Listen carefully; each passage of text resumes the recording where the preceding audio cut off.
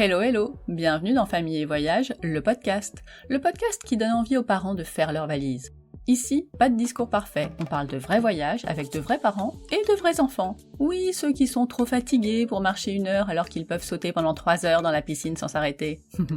Parce que voyager en famille, c'est possible et même fun, que ce soit à l'autre bout du monde ou à 2 heures de chez nous. Moi, c'est Stéphanie, maman de 2 grands ados. J'ai survécu aux crises dans l'avion ou dans les musées, aux négociations dignes du GIGN pour avancer de 3 mètres, et aux sandwichs oubliés dans le sac à dos. Pour cette saison 7, cap sur de nouvelles destinations, des reportages, des familles qui voyagent avec leurs chiens et leurs doudous, et des récits sans filtre où les galères rivalisent avec les couchers de soleil. Attention, votre liste d'envie va s'allonger. Si vous aimez le podcast, abonnez-vous, mettez 5 étoiles, laissez un petit mot ou partagez-le à vos proches. Ça le rend plus visible et inspire encore plus de parents. Vous le savez, les voyages en famille ne durent qu'un temps, alors profitons-en! Aujourd'hui, je vous emmène très loin, là où le blanc est la couleur dominante et où l'air givré réveille chaque cellule de votre corps. Bienvenue en Laponie suédoise. Imaginez un immense désert de neige scintillante, la mer prise par les glaces sous vos pas, des balades avec des compagnons à 4 pattes pas comme les autres, et peut-être, si le ciel veut bien nous faire ce cadeau, des aurores boréales dansant juste au-dessus de nos têtes. Moins connue que sa voisine finlandaise, la Laponie suédoise réserve une atmosphère plus calme, plus intime. L'endroit parfait pour ralentir et savourer chaque instant en famille. Alors enfilez vos moufles, ajustez vos bonnets et suivez-moi pour un reportage givré, magique et totalement dépaysant. Allez, c'est parti pour mon carnet de voyage en Laponie suédoise. Après un vol direct depuis Paris, on atterrit à Piteå, en Laponie suédoise. En sortant de l'aéroport, l'air vif nous saisit. Le décor est planté. Notre séjour, c'est Quartier Libre qui l'a organisé. Ce tour opérateur lyonnais imagine depuis plus de 33 ans des circuits accompagnés en Europe avec des départs garantis. Pour la Laponie, il propose 3 vols par semaine et des programmes multi-activités taillés pour les familles. Dès l'arrivée, nous avons rencontré Julia. C'est elle qui veille à ce que tout roule sur place.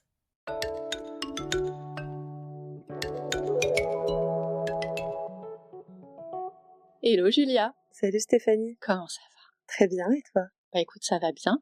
On commence par le début. Est-ce que tu peux nous dire qui tu es et ce que tu fais ici?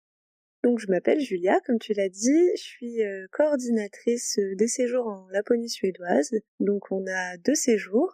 Moi je veille à ce que tout se passe bien ici, je fais le lien entre le bureau, les accompagnateurs et les prestataires, et je fais un peu toute la gestion qu'il y a dans le fond.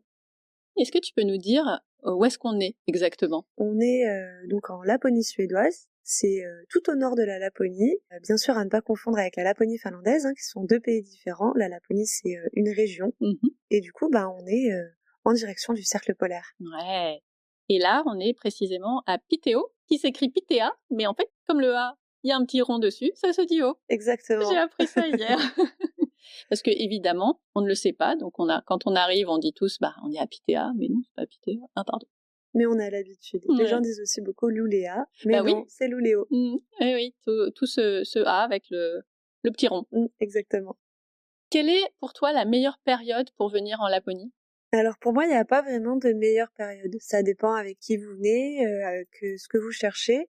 En décembre, il fait pas beaucoup jour, mais il y a la magie de Noël. Mais c'est ça. Parce que le jour le plus court est le 21 décembre, donc on a 3 heures de jour, et il n'y a pas le soleil, on le voit pas, mais c'est une ambiance qui est très sympathique. Et puis plus les mois passent, plus le jour augmente, et du coup, en fait, on a du soleil, et c'est assez magique aussi comme sensation. Les levées et couchers de soleil sont incroyables.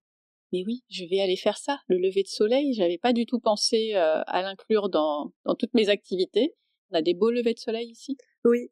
Si tu vas au bord de la mer, tu as un très beau lever de soleil. Et en plus, tu as de la chance, le soleil ne se lève pas trop tôt encore. Mais c'est ça. Donc, tu pourras quand même dormir. Ça tombe bien, ça, c'était aussi dans la to-do list. Tu as vu passer de nombreuses familles depuis que tu es arrivée. Est-ce qu'il y a une activité qui leur plaît plus aux enfants et aux ados? Bien sûr, le chien de traîneau. Ah bah oui. Toujours, les enfants attendent vraiment le chien de traîneau. C'est un rêve pour eux, mais aussi pour les parents, parce que c'est des grands enfants. Mais c'est ça. Ils attendent beaucoup le chien de traîneau, et surtout que pendant cette activité, ils vont aussi au chenil. Donc ils ont vraiment un moment avec les mushers pour comprendre comment ils élèvent les chiens, quelles habitudes ils ont avec eux, comment ils les nourrissent, tout ça. Ah, ça va être trop chouette. J'ai tellement hâte de vivre cette semaine avec tout ce qui nous attend. Si ça te va, on se retrouve à la fin de la semaine justement pour qu'on échange sur tout ce qu'on aura vécu et nos impressions, nos ressentis sur cette expérience en Laponie suédoise. Bien sûr, avec plaisir. Merci. La première chose qui m'a frappée quand nous sommes arrivés, c'est le calme absolu. Un silence apaisant, des étendues blanches à perte de vue, une nature omniprésente. C'est presque déroutant quand on est habitué à l'énergie et au tumulte du quotidien, mais rassurez-vous, on s'y habitue vite et on n'a plus envie de revenir en arrière. Pour profiter au maximum de cette nature majestueuse sans souffrir du froid, la règle d'or ici, c'est la technique de l'oignon. Il faut superposer les couches. Une première couche technique, une polaire et des vêtements de ski imperméables ou mieux encore la combinaison grand froid que Quartier Libre fournit à tous les participants. Cette combinaison est essentielle, surtout pour les activités où l'on prend de la vitesse et où le ressenti est encore plus froid.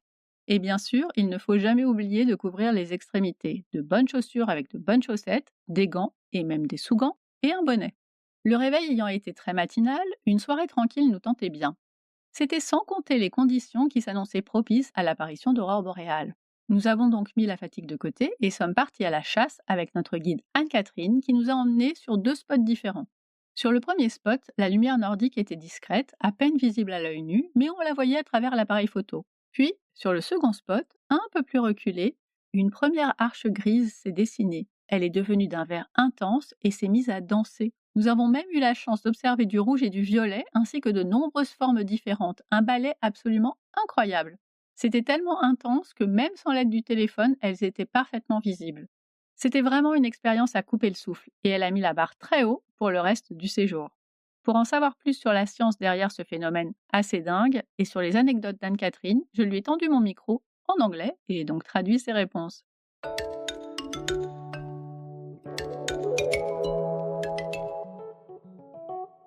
Hello Anne-Catherine. Hello, How are you? I'm very fine. Nice to be here with you. Ah, me too. Pour commencer, je lui ai demandé de se présenter. My name is Anne-Catherine Nordberg. Donc elle s'appelle Anne-Catherine Nordberg, elle vit en Laponie et a fondé sa propre entreprise axée sur le tourisme autour de la nature. Elle propose des expériences autour des aurores boréales et des techniques de survie en milieu nordique, mais aussi des activités estivales comme le kayak, la randonnée et le yoga. Elle considère ces activités, y compris le développement personnel, comme des moyens de s'épanouir en pleine nature et souligne que c'est vraiment sa passion. Living my passion. Comme beaucoup, je rêvais de voir des aurores boréales. C'est grâce à cela que nous nous sommes rencontrés puisque c'est toi qui organises les chasses aux aurores ici. Peux-tu nous dire comment ça se passe? The perfect condition is it first needs to be dark. Selon Anne-Catherine, les conditions sont multiples. Il faut impérativement qu'il fasse nuit noire, que le ciel soit dégagé de tout nuage et qu'il n'y ait aucune pollution lumineuse. Il est également crucial de regarder vers le nord. Mais au-delà de ces facteurs scientifiques, elle insiste sur l'importance des qualités humaines comme la patience et la chance. And this luck. Alors nous avons eu une chance folle lors de notre chasse. Ce n'était pas juste une belle aurore, c'était une symphonie de couleurs et de mouvements. Est-ce que tu peux nous expliquer la science qui se cache derrière la formation des aurores? Yes, the aurora comes from really explosions on the sun. Anne-Catherine m'a expliqué que les aurores proviennent d'explosions à la surface du Soleil. Alors ce n'est pas une combustion, mais un processus appelé fusion, où l'hydrogène se transforme en hélium, libérant une quantité extrême d'énergie sous forme d'électrons qui voyagent jusqu'à la Terre. Lorsque ces électrons pénètrent notre atmosphère, ils entrent en collision avec les gaz qui la composent, principalement l'oxygène et l'azote, créant ainsi ce spectacle lumineux. Elle a précisé que la science n'a compris ce phénomène que relativement récemment, alors que les observations remontent à l'Antiquité. Actually, didn't really have a clue. Et quelles sont les couleurs et les formes que l'on peut observer dans le ciel? Nous avons vu du vert, du rouge et du violet.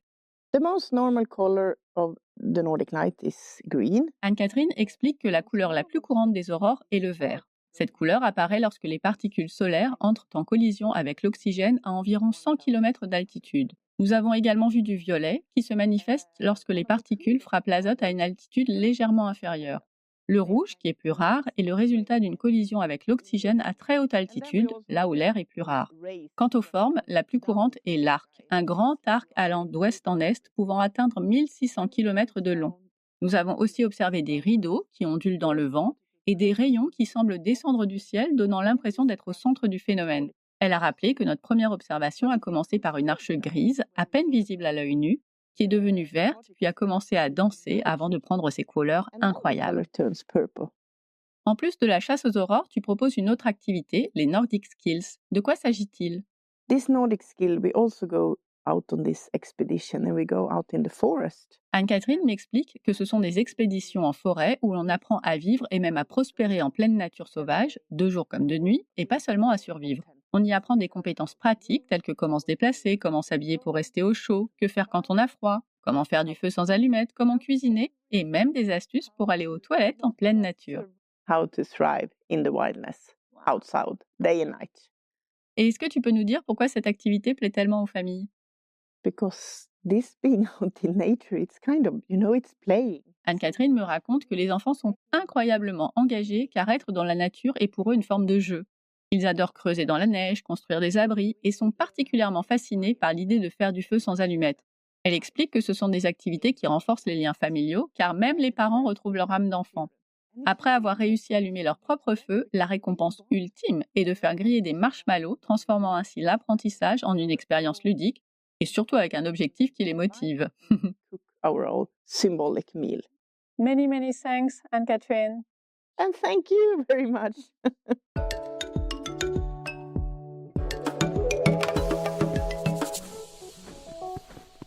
Notre deuxième jour a commencé en douceur avec une activité tout aussi inédite, une balade sur la mer gelée. Enfin, à proximité de la mer gelée. Notre hôtel est idéalement situé sur la côte du golfe de Botnie, au nord de la mer Baltique, offrant des paysages d'une beauté blanche à perte de vue. Un spectacle de toute beauté. Notre ado de 15 ans s'est laissé tenter par la luge, glissant, ou se faisant traîner, sur les mini-pentes du chemin gelé. Et puisqu'il est grand et fort, on a échangé nos places. C'est pas mal finalement d'avoir un ado avec soi. Ensuite, nous avons découvert une particularité suédoise, le village-église d'Ågebyn Kirkstadt. Bon, ça doit sûrement pas se prononcer comme ça. Les maisons en bois qui entourent l'église servaient autrefois à loger les fidèles qui devaient assister aux cérémonies religieuses pendant 2 jours. Ce qui est étonnant, c'est l'anecdote sur la façon dont les femmes choisissaient leur mari à l'époque. Elles s'asseyaient en fait tranquillement derrière leurs fenêtres et faisaient leur marché en observant les hommes qui passaient. C'est d'ailleurs pour cette raison qu'il n'y avait pas de rideaux aux fenêtres, une pratique liée à la religion où l'on ne cachait rien. Dans le petit musée du village, nous avons aussi vu des maquettes et des meubles étonnants, comme un canapé qui se transforme en lit ou une commode dont les tiroirs deviennent des lits pour enfants. Ça nous a rappelé une certaine marque suédoise de meubles en kit. Ça vous dit quelque chose? Il semblerait que son fondateur, Ingvar Kamprad, n'ait rien inventé, mais se soit juste inspiré de ses ancêtres. Nous avons également flâné dans le centre-ville de Piteå. Nous en avons profité pour acheter quelques spécialités locales et nous réchauffer autour d'un bon chai latte et de délicieux roulés à la cannelle dans un café cosy. Puis une fois rentrés à l'hôtel, nous avons testé le ski de fond, une des disciplines du ski nordique. Après nous être équipés, nous nous sommes élancés sur la piste de 2 km disponible sur le domaine. Croyez-moi, même si ça semble facile quand les pros le font, et il y en avait pour nous expliquer et nous montrer, c'est pas le cas du tout. On a vite eu chaud et la grosse galère, c'est pas tant de tomber parce que ça ne fait pas mal. Mais pour se relever, c'est une autre histoire. En tout cas, on était contents d'avoir essayé, mais je pense que nos carrières de skieurs de fond s'arrêteront là.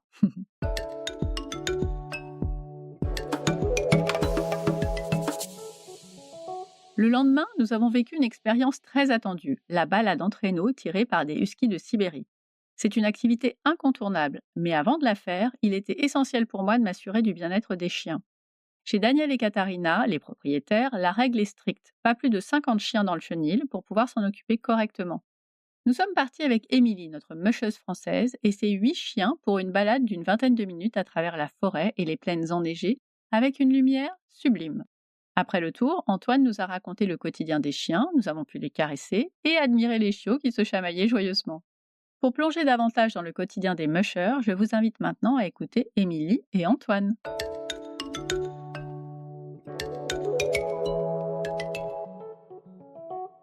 Hello Antoine, hello Émilie. Est-ce que, avant de rentrer dans le vif du sujet, vous pouvez vous présenter, s'il vous plaît? On va commencer par moi. Du coup, c'est Émilie. Que dire, je suis saisonnière. Mais oui. Donc c'est pour ça que je suis ici. Je suis là depuis le mois d'octobre. Voilà, j'ai l'habitude de changer de pays. J'aime bien, ça me permet de voyager et de travailler en même temps. Donc voilà, c'est un peu mon rythme de vie actuel. Moi, je m'appelle Antoine et je voyage depuis 2018. Ça avait commencé avec un PVT Australie et depuis, j'alterne des saisons, souvent avec Émilie et des voyages. Est-ce que vous pouvez nous parler de l'activité qu'on a fait ensemble? Alors, l'activité qu'on a fait, c'est, du traîneau à chien, pour dire le terme exact d'ailleurs, parce que je crois que chien de traîneau, c'est, un peu incorrect, si je me trompe pas. Bah oui, ça a pas vraiment de sens en fait. Le chien de Ça traîneau. voudrait dire, je crois, comme faire du cheval, qu'on serait en fait sur les chiens, C'est ça. littéralement, Oui, donc et non, ce qui est pas le cas. heureusement. Ouais, ouais, ouais. Surtout pour eux. Ouais, ouais, c'est sûr.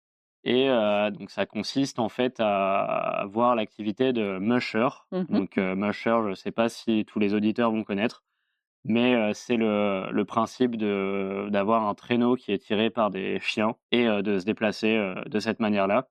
Et ça fait maintenant, plusieurs années que c'est utilisé comme activité touristique. Bah Émilie, j'ai eu la chance d'être dans le traîneau que tu dirigeais, est-ce que tu peux nous parler davantage de ton métier de musheuse et de notre équipe de chiens qui nous a fait faire une très très belle balade? Alors, moi, du coup, ça fait pas si longtemps que ça que je fais, ce genre de métier un peu particulier, quoi, guide de Ouais. chien de traîneau ou musher. Mhm. J'ai commencé à faire ça au Canada, dans un grand chenil. Là, pour le coup, il y avait on va dire, 80 chiens. J'ai fait ça aussi en France et puis, maintenant, voilà, je suis en Suède. Quand tu es monté sur mon traîneau, on était avec, 8 chiens, j'avais mes 2 chiens de tête, donc Beau, un mâle, Eh oui. qui a 9 ans, qui a beaucoup d'expérience. Il est un peu têtu parfois, mais voilà, ça fait son charme. Mhm.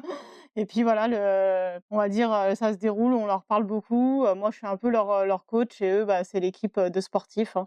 Tu es donc arrivée un peu avant la saison pour les entraîner, pour C'est travailler avec ça, eux? ouais. Du coup, on est arrivé au mois d'octobre, on a eu la chance, de les entraîner sur terre, donc là, Mhm. sans les touristes. Ouais. On a pu faire des plus grands entraînements, on était même amenés parfois à partir sur 30 kilomètres, donc des demi-journées. Là, on fait beaucoup plus de pauses avec les chiens, hein, pour qu'ils se reprennent. Ça, on a eu la chance de le faire aussi parce que la température a été favorable. Il faisait 17 degrés, 15 parfois. Mhm. Au-delà, on n'aurait pas pu parce que c'est des chiens qui craignent beaucoup la chaleur. Bah oui, ils sont Donc, habitués au froid, hein. ouais, ouais, ouais. Et alors je ne sais pas si tu as la réponse, mais est-ce que c'est mieux ou moins bien pour les chiens qu'il fasse pas si froid? On va dire que jusqu'à 15 degrés, c'est bien pour le chien. Après, plus il va faire froid, plus le chien il va être stimulé et plus il va aller vite, quoi. OK. Ouais, Ah, je ouais, ouais. savais pas. Ils adorent vraiment les températures fraîches. Surtout, on parle de la race, voilà, le ski sibérien. Et pour compléter, alors si je me trompe pas, je crois que même des 5 degrés, c'est trop chaud. Mmh. Je pense que 15 degrés, on n'aura pas, on va pas maintenir l'activité de traîneau. Ouais, ouais. Ça va être, ouais, à partir de quelques degrés positifs, en fait, c'est trop chaud. Mmh, mmh. Bah oui, il faut qu'ils nous Oui, traînent, parce que c'est les chargé, ouais, touristes. ouais, ouais. C'est Oui. Quand ça. je dis 15 degrés, c'est à vide, Oui, quoi. oui. Ouais, Mais tu nous disais d'ailleurs que par rapport à certaines compétitions, s'il fait trop chaud, c'est même annulé carrément parce que Mmh. Oui, les chiens vont pas le supporter. et en fonction Mmh. des chiens, ça peut être aussi, qu'il fait trop froid. Ah oui, oui, Voilà. exact, oui. Voilà. En fonction, ouais, De en la race fonction des du races de chien, chiens. ouais. Mmh, mmh. Oui, mais enfin, c'est pas partout qu'on fait suffisamment attention, à l'animal pour pas juste se contenter de dire: «Bah, je vais perdre de l'argent, donc non, il Mmh va y mh. aller et puis c'est tout». Bah oui, ça me permet de parler de ça. Ce qui nous plaît en fait de travailler avec ce chenil, c'est que les chiens passent avant. Mmh. Et donc, si la neige est pas bonne parce que c'est trop verglacé ou si les températures sont trop élevées, ça va être annulé. C'est agréable, quoi. Le bien-être de l'animal, c'est la priorité, quoi. Ça paraît Et tellement ça, évident, ouais, mais mais ça ne l'est pas partout. pas pour tous les propriétaires de Mmh. chenils, ouais, malheureusement. C'est quoi une journée type d'une mecheuse et après d'un chien? On arrive au chenil et la priorité, c'est déjà de donner la soupe aux chiens. Mmh. On va dire surtout en hiver parce que les températures sont négatives et ils ont pas d'eau dans les enclos. Et Ouais. c'est fait exprès? C'est fait exprès parce que l'eau, elle gèle Ah la mais nuit, bien sûr, ouais. oui. Donc on pourrait sinon tous les matins, on s'amuserait à briser la glace, vider les seaux, on perdrait beaucoup trop de temps et puis au final, les chiens, il y en a qui s'hydrateraient pas même avec de l'eau. Donc on leur donne une soupe avec, un peu de viande dedans, c'est plus appétant, les chiens, ils s'hydratent. Mmh. Là, ici, on est plusieurs donc on peut se répartir les tâches. Donc en attendant, il y a aussi le ramassage des cacas, la partie un peu plus, Mais essentiel. mais voilà, Le c'est essentiel, hein, nettoyage. ils ont pas de WC, voilà. Puis après, on va aller quand même voir si les chiens, vont bien. Ça, on Mmh. peut le faire en même temps. S'il y a des chiens qui sont moins bien et on décidera qu'ils sortent pas aujourd'hui ou même on pourra faire des soins parce que des fois, il y en a qui se blessent, qui peuvent avoir, mal au coussinet, des courbatures, ça peut arriver. C'est des athlètes de haut C'est ça, niveau, c'est donc ça. Donc faut faire quand même attention et ici, comme on disait, c'est vraiment la priorité. Donc on va faire nos équipes un peu en fonction de ça, de la forme des chiens. Une fois qu'on a fait nos équipes les chiens, on va pouvoir ouvrir les enclos, on va les lâcher.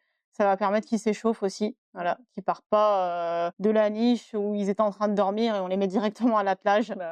C'est comme nous, hein, si on se lève et qu'on va tout de suite courir, on risque de se faire mal, quoi. Eux, c'est pareil, donc ils s'échauffent et puis ça permet aussi qu'ils puissent sentir leurs congénères, voilà. Et puis d'ailleurs, c'est là où on va voir s'il y a des petites un peu bagarres ou s'il y en a un qui est mal luné, ça peut arriver. Ou des femelles qu'on découvre qui sont en chaleur, donc là, on va éviter de mettre un mâle à côté sur l'attelage, voilà. Ouais, ils vont pas avancer. Non, ça va être compliqué. Donc après ça, on va chercher les harnais et puis là, c'est parti, on les harnache, hein. On leur met les harnais, toujours en liberté et là, on met les chiens au traîneau et c'est parti. On aura une pause de midi, eux, ils vont avoir un petit snack. Nous, on va les manger aussi, Bah oui. important. Et puis après, c'est reparti pour l'après-midi. Et le soir, c'est le moment des gamelles. On va faire ça dans le calme. Ils mangent assez vite, hein. Donc le repas, il est donné à peu près en 30 minutes.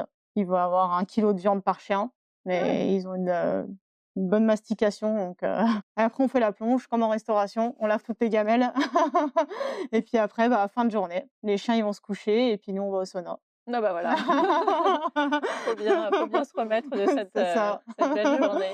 Et toi, quel est ton rôle en fait dans cet endroit? Alors à 7h30, j'arrive avec, tout le monde, donc je vais aider à distribuer la soupe et aussi au nettoyage du chenil et quand les mushers commencent à mettre les harnais sur les huskies, alors je peux les aider à en mettre quelques-uns, mais je vais aussi commencer à préparer la cabane parce que les touristes vont arriver. Mmh. Donc je vais un petit peu courir avec des bouts de bois, dans les bras et essayer de faire mon feu rapidement. Ensuite il y a une navette qui arrive au portail et là mon rôle, ça va être de les accueillir. Je vais essayer de donner, des petites informations sur, le chenil, les propriétaires et me présenter et ça, j'ai un petit peu la pression, quand je fais ça parce qu'il y a les chiens qui sont en train d'être mis à l'attelage et qui sont impatients de partir Faut et que ça aille vite. donc faut que ça aille vite. Je mitraille un petit peu d'informations le groupe, le premier groupe. Mmh. Ensuite, toujours rapidement, je vais essayer de faire des groupes qui vont aller sur les traîneaux. Donc il faut que je réfléchisse à un équilibre entre pas trop séparer les gens Ouais. pour qu'ils restent en couple ou en famille. En même temps, pas faire un traîneau, par exemple, qui soit trop lourd ou trop léger en fonction du revêtement du jour, si c'est verglacé, si au contraire c'est de la poudreuse. Mmh. Donc je dois penser à tout ça, hyper rapidement et ensuite il y a donc le groupe va me suivre et là on va les répartir sur le traîneau. Donc le premier tour va partir et là, il faut que j'aille souvent mettre des gamelles d'eau à l'avance, continuer à alimenter le feu et éventuellement, quand il y a plus de gens qui sont sur le chenil, faire une visite. Ouais. Donc je vais devoir expliquer un petit peu le husky sibérien, expliquer pourquoi il y a d'autres races de chiens aujourd'hui, et voilà, donner le maximum d'informations, aux gens. Si je peux me permettre aussi, tu as oublié, parce qu'il a un rôle très important, d'ailleurs, c'est ce qu'on appelle le handler sur les Mais oui. compétitions. Il est parfois au portail et nous, si les chiens ils partent et qu'il y a une ligne qui s'en mêle, on freine et voilà, on Mmh. dit: «Antoine!» et il vient vite en courant. Il a un très bon cardio et c'est lui qui va démêler les chiens, voilà, qui va tout de suite intervenir s'il y a un problème, quoi. Parce que nous, on peut pas descendre du traîneau parce que, si on descend du traîneau, les chiens partent sans nous. Ça me permet de compléter, rapidement. C'est, mon rôle. Alors c'est pas forcément moi, ça peut être quelqu'un d'autre qui y va, mais quand les 3 traîneaux sont prêts et qu'ils vont partir l'un après l'autre, il va falloir courir, du coup au portail qui est bien à 500 mètres du premier portail où j'avais déjà accueilli les gens, ou l'ouvrir, les 3 traîneaux vont passer, tout refermer et ensuite revenir un petit peu, au centre du chenil. Ouais, mais Donc tu là pour que ça se passe bien, quoi. C'est ça. et pour donner un petit peu des données parce que, je trouve ça toujours assez drôle, sur mon portable, je peux faire il y a mon portable qui me dit que je fais entre 12 et 15 kilomètres par jour. Ah oui, quand même. On imagine le nombre d'allers-retours que tu fais en permanence, quoi. Voilà, c'est pour ça. Ouais, il est quand même grand, ouais, le chenil. Mais ouais. Parce qu'ils l'ont aménagé justement, pour faire une cour de récréation pour les chiens et ça, c'est agréable. Ouais. Ouais, c'est en quelque Oui, sorte ce que un nous, on parc voit à pas, chiens. ouais. C'est en quelque sorte un parc à chiens, donc avec un grand enclos principal, ce qui permet de tous les lâcher et ce qui est pas forcément le cas dans tous les chenils. Donc ça, c'est vraiment, essentiel, je trouve, qu'ils puissent être lâchés en liberté. Est-ce que vous avez des chouchous dans les chiens? Est-ce qu'on s'attache plus à certains chiens, qu'à d'autres?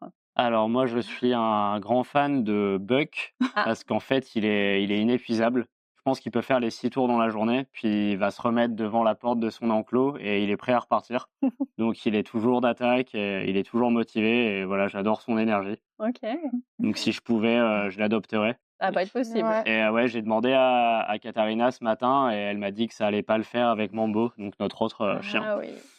Et puis moi, bah, j'ai une chouchoute, c'est Salsa, donc c'est la mienne. C'est celle Ah bah oui. que voilà, c'est la petite favorite, c'est la petite princesse. C'est celle que j'emmène, du coup, au chenil. Mmh. Elle a eu, voilà, un petit temps d'intégration à la meute, mais elle s'y est faite. Elle a des super copains là-bas. Pour elle, c'est comme, aller à la crèche. Il y a 2 chiens qui se promènent, en liberté, un ou 2, non 2, hein, j'en ai vu Mmh. 2, qui se promènent en permanence, qui sont pas dans les enclos. Alors souvent, c'est Issa, donc elle, c'est une des principales, femelles reproductrices. En Mmh. fait, la plupart du chenil descendent d'elle. Il y a eu plusieurs mâles, donc pour éviter les mauvais mélanges, en fait, on fait venir le mâle reproducteur juste pour ça, puis ils repartent. Et donc Issa, c'était aussi un chien de tête, donc on lui fait beaucoup plus confiance. On sait qu'elle peut se balader en liberté et elle est respectée parce que, c'est la grand-mère, Et ouais, principale du ouais. chenil. Oui, puis elle aime se faire Elle adore caresser, ça, ouais, elle va voir tout vraiment. le monde, Il y a Oui. hyper juste, chouette. une fois, elle a réussi à prendre la fuite, bah, avec les traîneaux, elle est partie et là, ça a été l'animation, quoi. Donc elle courait à côté des traîneaux, elle essayait d'un peu de divertir les copains,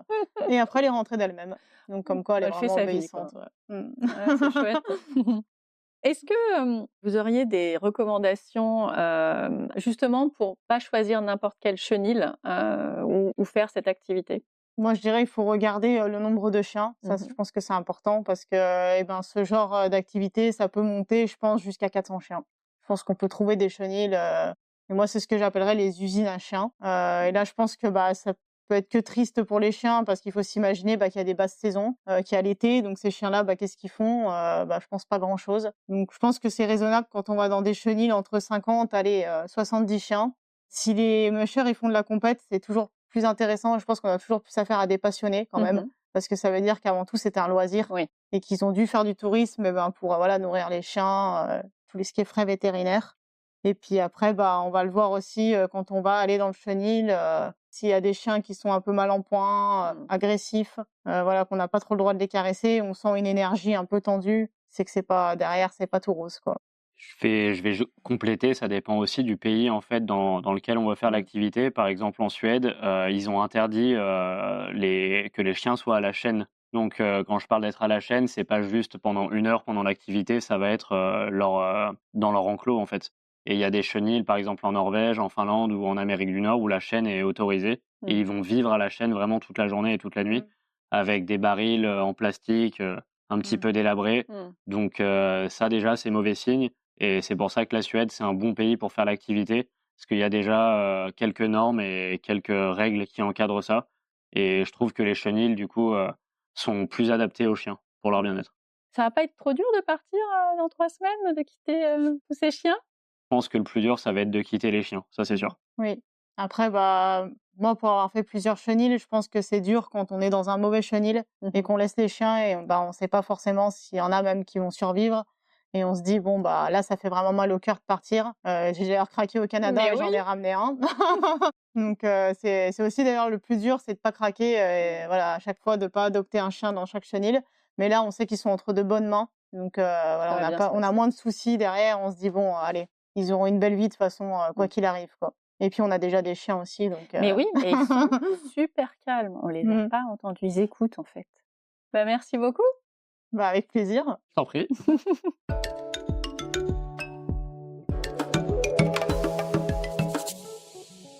Le 4e jour, nous avons eu l'opportunité de rencontrer les reines d'un élevage situé sur le domaine de l'hôtel. Ces reines appartiennent à Johan, un Sami. Les Samis sont un peuple autochtone de Laponie dont environ 5000 vivent de l'élevage. Johan nous a partagé son quotidien et celui de ses 4000 reines, expliquant leur cycle de vie, dont la transhumance qui se déroule au printemps après la naissance des petits, lorsque les reines passent de vastes territoires d'hiver aux montagnes l'été. Il nous a raconté que la culture Sami a connu des périodes difficiles, où leur langue était même interdite à l'école et où l'on tentait d'effacer leurs traditions. Heureusement, les choses ont changé, et aujourd'hui la culture Sami connaît un renouveau avec la jeune génération, comme la petite fille de Johan prête à prendre la relève. Nous avons pu donner à manger aux reines, enfin à ceux qui en avaient envie, et observer des autres sans les déranger. Nous avons ensuite enfilé les patins, non pas pour glisser sur la mer gelée, c'est interdit, mais sur un terrain de tennis transformé en patinoire. Ce n'était certes pas très grand, mais suffisant, d'autant que nous n'étions que 2 familles sur le coup, les autres jouant au hockey, en après-ski. Et pour finir cette journée en beauté, rien de tel que de chiller au spa. Le sauna et le hammam sont des éléments essentiels de la culture suédoise. Il fallait donc tester.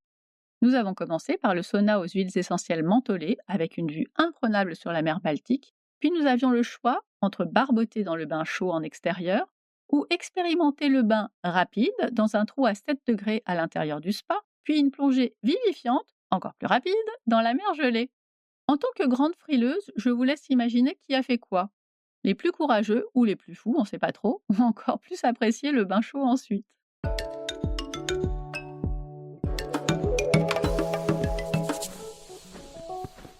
Le jour suivant, nous avons exploré la forêt Lapone en raquette. C'est une activité que j'apprécie beaucoup en montagne. Et ici, en Laponie, c'est une toute autre expérience. Pas de dénivelé, tout est plat, ce qui rend la balade beaucoup plus accessible. Notre guide Rémi, qui vit en Suède depuis 15 ans et connaît parfaitement son environnement, nous a emmenés sur un parcours de plus de 3 km. Au cours de la balade, Rémi a fait plusieurs arrêts pour nous parler de la forêt, expliquant qu'une partie est naturelle et une autre est plantée pour l'industrie du bois, la Suède étant un grand producteur.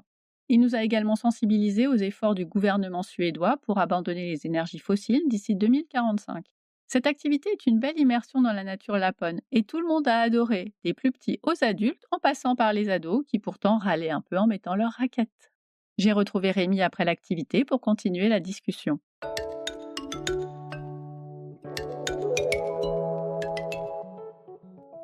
Hello Rémi, Bonjour, comment ça va? ça va bien. Est-ce que tu peux te présenter en quelques mots et nous dire ce qu'on a fait ensemble ce matin? En quelques mots, je m'appelle Rémi. Je vis en Suède depuis 15 ans maintenant. Je suis le guide de raquette. Alors c'est vraiment le type, on va dire, c'est une initiation Oui. raquette, balade, c'est pour que ça soit accessible à tout type de personnes. Comme tu as vu ce matin, il y avait des enfants, il peut y avoir aussi des personnes un peu plus âgées, que tout le monde puisse le faire. On va donc de l'autre côté. On essaie de décaler les activités, que vous découvrez un petit peu tout ce qu'il y a aux alentours, qu'on fasse pas la motoneige au même endroit qu'il y a le Nordic Skills. Donc c'est pour ça qu'on va sur ce secteur, près de la rivière, on passe de l'autre côté de la route, pour pouvoir vous faire découvrir quelque chose d'autre. Après sur ce secteur, moi ce que j'aime bien, c'est ce qu'on a vu ce matin, c'est qu'il y a justement cette forêt, cet écoparc, cette petite réserve naturelle, qu'il n'y a pas aux environs de l'hôtel, d'abord d'ici. Et comme ça permet de voir de la rivière et d'autres choses. Et ça, on a fait ça avec Elena, donc l'autre guide raquette, on s'est concerté, on a décidé de le faire à cet endroit-là. Il y a une partie, c'est la nature, et il y a une autre partie, c'est les forêts industrielles, c'est l'économie suédoise, c'est les meubles, le papier, le bois. Donc ça reste des forêts, mais il faut le voir que ça reste des forêts travaillées par l'homme. Mhm. Donc ils sont quand même différentes. Oui, Voilà. il faut bien que tout le monde vive dans cet Voilà, écosystème. exactement. Mais c'est moins sympa pour les animaux. C'est moins sympa pour les animaux, forcément. Une fois que ça a été coupé ou que ça a été travaillé, on va dire, en 2-3 ans, ça se régénère, quoi qu'il arrive, le sol, les animaux reviennent, des choses comme ça. Donc après, quand ils y touchent pas pendant 30-40 ans, il y a quand même des animaux qui reviennent, c'est quand même des belles forêts, puis ça reste des forêts, mais c'est vrai qu'il y a quand même une différence. Mhm. Voilà. On a fait combien de kilomètres ce matin? 3 km 200, apparemment. Avec différents stops, Oui. qui sont des stops que tu as choisis. Tu peux nous parler de ces différents endroits? Pourquoi on s'est arrêté à ces endroits-là? Bah alors le premier endroit, comme tu as dit, pour la forêt, Oui. qui a l'exemple justement entre cet écoparc et la forêt industrielle, donc je m'arrête vraiment à la ligne, on va dire. Pour qu'on voit bien la Pour différence. qu'on voit bien la différence. Le deuxième, moi j'aime bien beaucoup parler de la rivière et surtout de la glace. C'est quand même l'élément en Suède, alors surtout ici à Pitahasbad où on est au bord de la mer, mais on est dans la neige, on va dire 5 mois de l'année, et avec des lacs et des rivières gelées et la mer gelée pendant 5 mois de l'année aussi. Mhm. Donc c'est un bon exemple. Puis il y a le brise-glace aussi, donc il y a un peu, comme ça on peut voir un peu tout. Le troisième, alors ça j'ai vu ça l'an dernier je faisais pas forcément comme ça dépendait un petit peu. Mais je trouve que parler de l'énergie, c'est le sujet un peu du moment, puis de voir un peu les gens, ça les intéresse quand même pas mal. J'avais essayé ça en début d'année, je trouve qu'il y a pas mal de questions et de retours, de parler du changement énergétique en Suède. Voilà. Ouais, est-ce que tu peux nous en dire quelques mots? Parce que j'ai trouvé effectivement que c'était hyper intéressant. Alors, comme j'ai dit, la Suède fait son changement, le virage énergétique maintenant. Enfin, Mhm. ça fait quelques années, mais là, ils l'ont vraiment mis en place. 2000 sur les informations, c'est pareil sur les informations que j'ai trouvées, 2045, c'est plus d'énergie fossile. Et ils veulent justement passer, alors, les voitures électriques. Donc là, on est en plein dedans. Et comme j'expliquais, c'est en train de se passer. Il va y avoir l'usine donc chez l'FTO. Ici, on est à Piteå. Si on va à 50 km plus dans le sud, chez l'FTO, il y a l'une des plus grosses usines de batteries qui devrait être la plus grosse usine quand elle sera à plein régime de batteries pour voitures électriques d'Europe. Incroyable. Ça devrait faire tourner à peu près 10 000 employés là-dedans, Waouh. transport compris. À savoir que chez l'FTO, c'est une ville de 40 000 habitants. Ils font venir le maximum de gens et ils font justement, pour aider ça, ils vont faire le regroupement familial. C'est-à-dire qu'en tout, ça devrait amener 30 000 habitants nouveaux à chez l'FTO, apparemment, sur ce que j'ai Il trouvé. va falloir construire. Va falloir construire. Ça va faire. Bon, après, il y a de la place chez l'FTO. Voilà. Oui, d'une manière générale, dans ce coin, on n'est pas trop les uns sur les autres. Voilà, donc je pense qu'il y a de la place. Et donc, c'est eux qui sont dans ce virage, donc avec cette usine de batterie, parce que j'ai dit aussi l'immeuble de chez FTO, l'immeuble tout en bois, autonome en énergie, donc avec les panneaux photovoltaïques, il y a un système de vitres qui récupère l'énergie aussi. Ils comptent aussi dans ces énergies, donc les éoliennes. On est dans un secteur où il y a énormément d'éoliennes. Et puis à chez FTO, il y a la rivière, donc la Skellefte Elven, du coup. Ici, c'est la Pite Elven. Chez FTO, c'est la Skellefte Elven. Eux, ils ont un barrage hydroélectrique dessus, donc ils vont servir aussi cette énergie. D'après les infos que j'ai, ils voudraient justement enlever l'énergie nucléaire, quoi qu'il arrive. Il y a quelques centrales nucléaires en Suède, j'ai pas le nombre exact, qui sont en marche, on va dire, mais ils voudraient aussi les diminuer au maximum. Donc sur cette transition. Ils sont vraiment actifs. Alors, quand ils ont une idée, quand ils disent quelque chose, c'est vrai qu'ils y vont à 100%. Alors, ce que je dis, est-ce que c'est le bon virage ou est-ce que c'est parce qu'il va y avoir des impacts forcément sur la nature? Mais au moins, ils le font. Alors, moi, je suis plus comme ça. Je pense qu'il faut essayer, il faut voir ce que ça donne. Et je pense qu'au moins, comme ça, ils vont le faire. J'ai entendu qu'en Norvège, ils ont énormément de voitures électriques. Apparemment, ça marche. Donc, ils voudraient un peu faire pareil. Et s'ils copient les bons trucs, ça va. Après, c'est vrai qu'il y a, comme on disait, il n'y a que 10 millions, alors, presque 11 millions d'habitants en Suède. Ce virage va être beaucoup plus simple. Voilà. Que dans d'autres pays. Bah oui, que la France, pareil. Par exemple. Est-ce que tu as des conseils pratiques pour cette activité raquette? Ça me semble être accessible à tout le monde. Il y a beaucoup de familles. Effectivement, il y avait des enfants avec nous. Ça m'a l'air finalement assez simple. Oui, ça nécessite pas forcément de conditions physiques, alors un petit peu. Après, c'est justement le chemin, on passe souvent sur quand il y a des grosses chutes de neige, soit je passe avant en raquette avec Léna, soit des fois, ça arrivé l'an dernier, vraiment des grosses chutes, on passait un petit coup en motoneige avant, justement pour que ce soit très accessible. C'est pas très dur comme activité, justement, on va pas à un rythme effréné.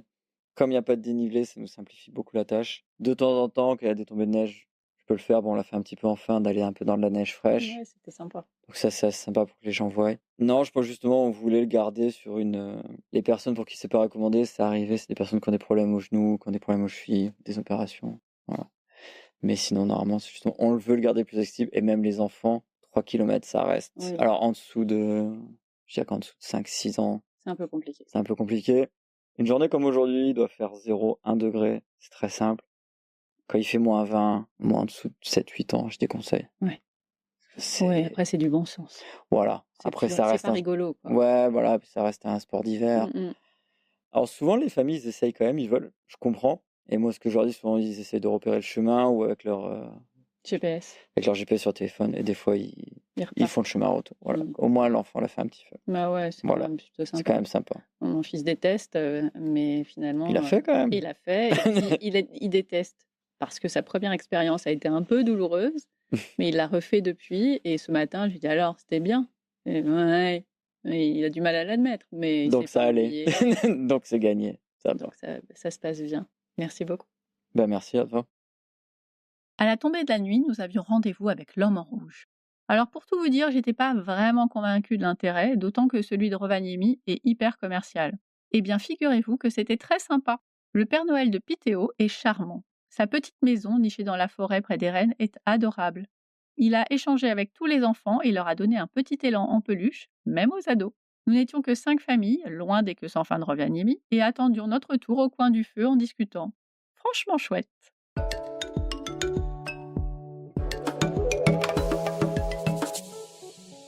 Le 6e jour, c'était randonnée en motoneige. Ayant déjà eu une première expérience, nous savions que ce serait une balade sympa. Après les consignes de sécurité, nous avons enfourché nos montures. Et là, c'est la chute. Le 15 ans derrière Nepou ne se tenait pas et s'est donc retrouvé par terre. Rien de grave, je vous rassure, il est tombé presque à l'arrêt, mais je suis partie en fou rire devant sa tête incrédule et mon mari qui n'avait rien senti et qui se barrait tranquillement. Le guide qui était à l'arrière avec nous l'a prévenu et nous avons pu partir au complet. La balade, qui dure près de 2 heures, se fait sur des chemins tracés à travers la forêt Lapone, sans dénivelé, ce qui rend la conduite assez facile à condition d'avoir un permis de conduire. Pour les familles avec plus d'enfants que d'adultes, les enfants peuvent monter derrière un des guides, ce qui est évidemment la meilleure place, et pour les plus petits, ils les mettent dans un traîneau couvert derrière leur moto, ce qui permet à tous de participer. Après ces sensations fortes, place à l'amusement pour toute la famille avec l'aquapark de l'hôtel. C'est pas une simple piscine, c'est un véritable paradis aquatique avec des bassins plus ou moins grands, une partie à contre-courant, 3 bains à remous et surtout 4 toboggans, dont un qui finissait en une espèce de centrifugeuse. Alors là, j'ai décliné cette option quand je les ai vus tomber dans l'eau dans des positions improbables. Les bains à remous, les saunas et le hammam m'ont bien plus tenté. Ce qui est bien, c'est qu'il y en a pour tous les goûts et tous les âges, donc on y est allé quasiment tous les jours. Pour notre dernière soirée, nous avons tous dîné sous un tipi. Vous le savez, la gastronomie est pour moi un aspect important de la découverte d'une culture. Alors même si la végétarienne que je suis est passée à côté du tacos au renne, qui a été apprécié des carnivores de la famille, j'ai pu me régaler d'une délicieuse soupe aux champignons et d'un non moins savoureux tacos végétarien. Les plus gourmands ont également apprécié la panna cotta au baies arctique en dessert, et personne n'est parti sans ses chamallows grillés au feu de bois à l'extérieur. C'était très chouette de discuter avec d'autres familles et ça changeait du restaurant de l'hôtel, même s'il était très bien. Nous avons pu goûter un mix de cuisine suédoise et internationale, avec un buffet très généreux le matin et le soir, et un peu plus light, tout en étant suffisant, le midi.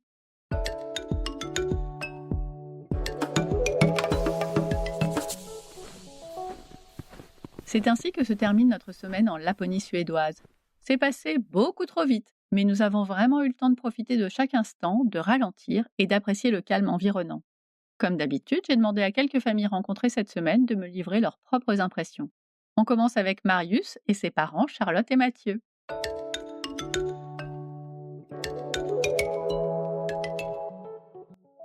Hello la famille! Bonjour. Bonjour. Bonjour. Comment ça va? Super. Bien. Très bien. Moi, je suis Charlotte, j'ai 37 ans. Moi, je suis Marius et j'ai 6 ans. Oh, c'est trop mignon! Et Mathieu, et j'ai 38 ans. Pourquoi vous avez choisi cette destination? Alors, on a choisi la Laponie parce que Marius ayant 6 ans et c'est la période où le Père Noël est très important. Et donc, on a voulu venir le rencontrer en Laponie.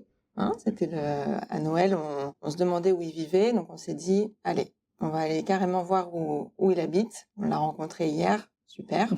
Et puis, on avait envie aussi de vacances un peu plus tout inclus, parce que c'est ce que je te disais hier, on a l'habitude de plutôt organiser, nous, nos vacances en road trip. Et là, c'était l'occasion aussi d'avoir quelque chose de tout inclus, où il y a un peu moins de préparatifs, un peu moins d'anticipation, un peu moins de fatigue pour Mathieu qui, quand on est en road trip... Conduit. Eh oui, moi, je fais les copilotes. Mais moi, je fais ça aussi, j'aime bien. Donc voilà, d'habitude, on découvre un endroit par jour et là, on a fait la découverte plutôt d'activités, finalement. Oui, une activité par jour. Toi, Marius, cette semaine, elle s'est bien passée pour toi? Ouais, j'ai bien aimé voir les rennes. J'aime beaucoup les animaux, donc j'ai bien aimé aussi les chiens de traîneau. Tu les as caressés? Oui. Est-ce que tu as vu aussi à un endroit, il y avait des bébés qui étaient là? Oui, il y en avait dans un enclos. Il y en avait 4. Oui. Ils avaient envie de jouer, hein? Ils faisaient que de se mordre. Ils faisaient les fous. Et qu'est-ce que tu as aimé d'autre dans cette semaine? Voir des aurores boréales.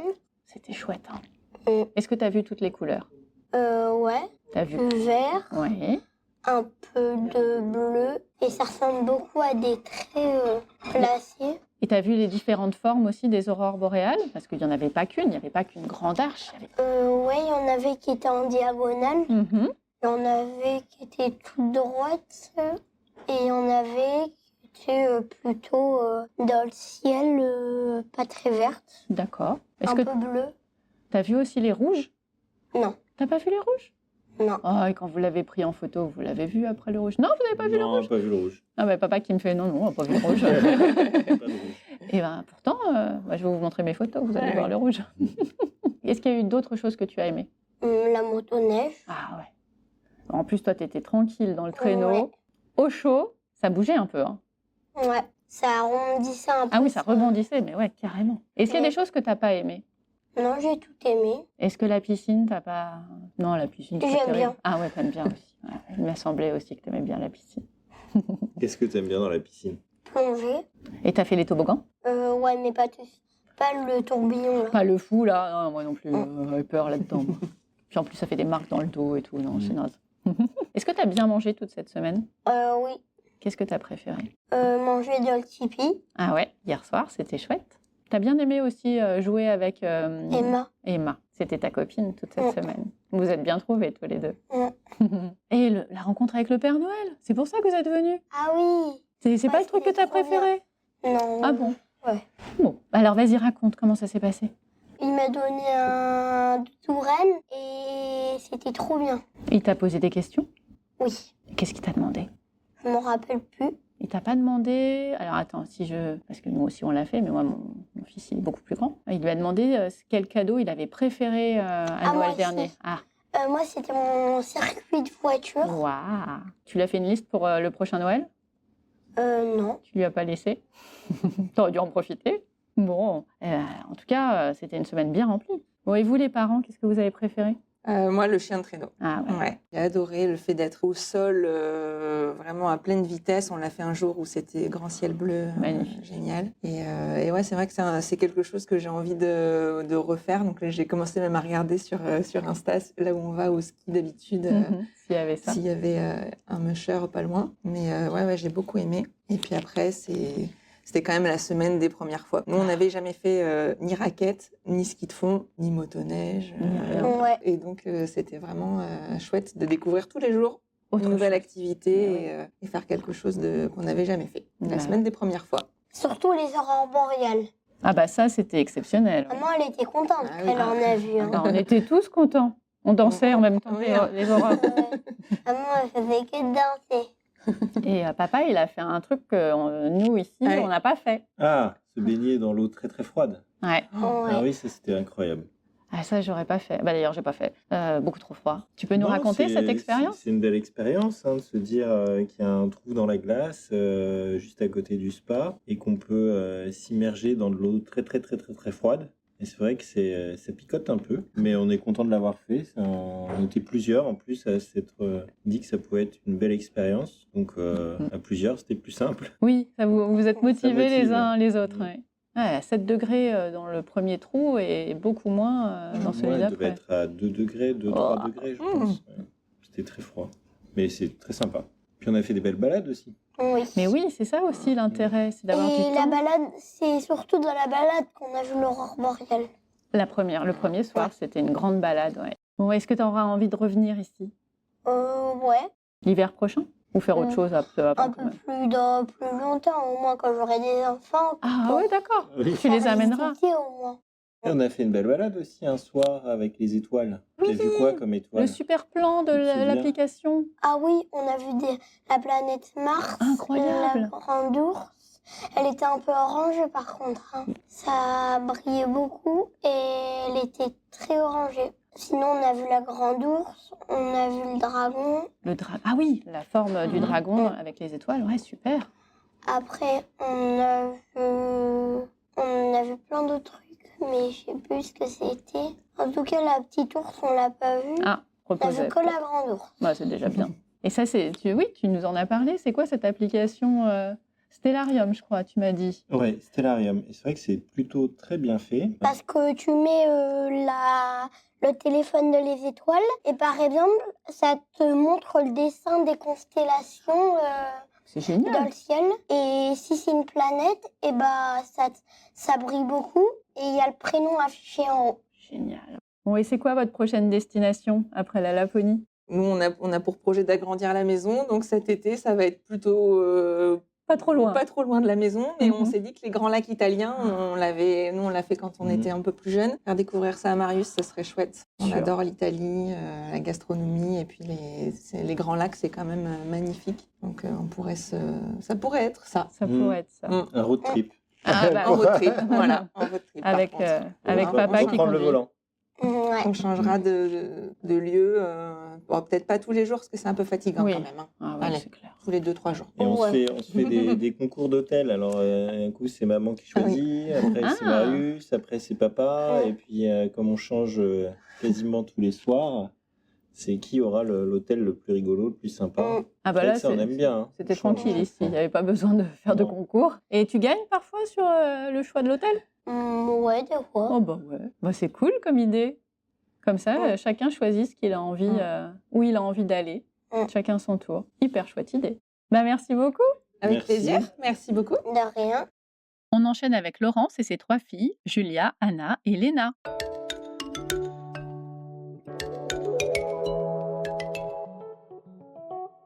Hello les filles! Bonjour. Ça, c'est un gang de filles en face de moi. Avant que vous me racontiez cette belle semaine, est-ce que vous pouvez me donner vos prénoms? Et pour vous, les filles, alors les filles, toi aussi, t'es une fille, mais les plus jeunes, me donnez votre âge. 11 ans. Tu t'appelles comment? Julia. Julia, tu as 11 ans. Je m'appelle Anna et j'ai 14 ans. Et moi, c'est Léna et j'ai 16 ans. Belle prochaine. Et moi, c'est Laurence. Leur Et maman. toi, c'est la maman. Pourquoi tu as choisi cette destination, Laurence? Ah, c'est un grand sujet. On a choisi cette destination parce que on voulait faire un voyage en mémoire à ma maman, qui est décédée il y a quelques années. Et en fait, Noël était très important pour elle. Et donc, on s'est dit, pourquoi pas une destination plutôt hiver. On s'est dit la Laponie, pourquoi pas. Et puis les aurores boréales. On s'est dit les aurores boréales, ça serait un petit coucou de la grand-mère, et puisqu'elles l'ont pas connue pour certaines. Enfin, les 2 dernières l'ont quasiment pas connue. Donc voilà, c'était le petit clin d'œil. Ah ouais, belle histoire. J'en ai des frissons.